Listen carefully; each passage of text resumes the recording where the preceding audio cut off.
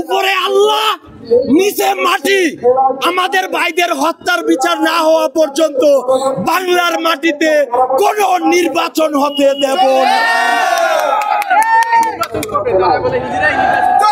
আপনারা জানেন হাসিনা স্টাইলে উবাইদুল কাদের কত রকমের হুমকি দামকি দিছে। উবাইদুল কাদের বাংলাদেশে অসংখ্য জন্মাইছে, তারা এখনই বাংলাদেশের জনগণে মুত্যা বঙ্গোপসাগরে পাঠাই দিব। অথচ তারা জুলাই আগস্টের আগেও ইন্দুরের মতো গর্তে লুকায় আছিল। আমাদের রক্তের বিনিময়ে, আমাদের ভাইদের জীবনের বিনিময়ে তারা ইন্দুরের গর্ত থেকে বাইরিয়া অনশিখের মতো হুঙ্কার দেয়। তাদের একমাত্র সম্বল হুঙ্কার, কারণ তারা এই হুঙ্কার দিয়া চাঁদাবাজির সাথে জড়িত হয়, তারা এই হুঙ্কার দিয়া মানুষ হত্যা করে, তারা নির্বাচনের জন্য হুঙ্কার দিচ্ছে। আপনারা জানেন এই যে বর্তমানে যারা নির্বাচনের জন্য হুমকি দামকি দিচ্ছে, সত্যি কথা ভাই, তারা জনগণের ম্যান্ডেট নেই, একজনও জনগণের ম্যান্ডেট নাই।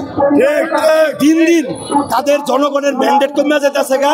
এটা তারা বুঝা যেতেছে গা যে ভবিষ্যতে আমরা যেভাবে চাঁদাবাজি শুরু করছি এগুলা দিন দিন জনগণ জানা যেতেছে গা, জনগণ বুঝা যেতেছে গা।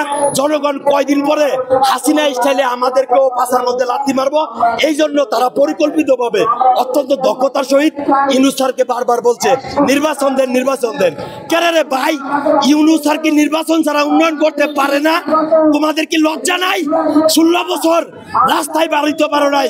যখন একটা আন্দোলনের ডাক দিছ, হাসিনার লোকেরা রাস্তায় বাস ফালাইয়া গজারির লাঠি লইয়া তোমাদেরকে পাহারা দিছে।